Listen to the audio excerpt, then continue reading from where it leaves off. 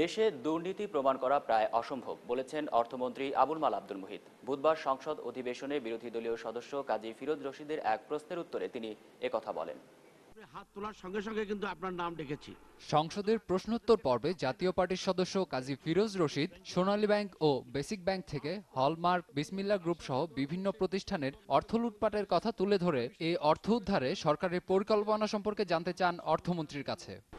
এই সকল টাকা ফেরত আনার কোনো বাস্তব পদক্ষেপ নেওয়া হয়েছে কিনা জানতে চাই আপনার মাধ্যমে। এ ব্যাপারে সরকারের নেওয়া পদক্ষেপের কথা তুলে ধরেন অর্থমন্ত্রী।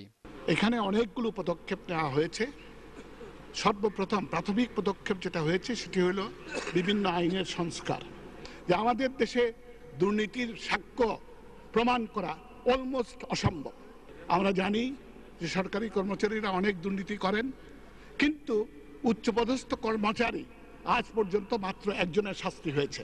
আজ পর্যন্ত 1947 থেকে শুরু করে আজকে 2014 পর্যন্ত একজন সরকারি কর্মচারী শাস্তি হয়েছে, জাকির হোসেন।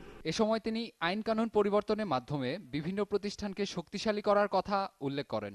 আমরা আমাদের আইন কানুন পরিবর্তন করেছি এবং বিভিন্ন প্রতিষ্ঠানকে শক্তিশালী করেছি। যেমন আমাদের ব্যাংকিং, বাংলাদেশ ব্যাংকে আছে ফাইন্যান্সিয়াল ইন্টেলিজেন্স অফিস, আমাদের বোর্ড অফ রেভিনিউতে আছে সেরকম একই রকমের একটি অফিস।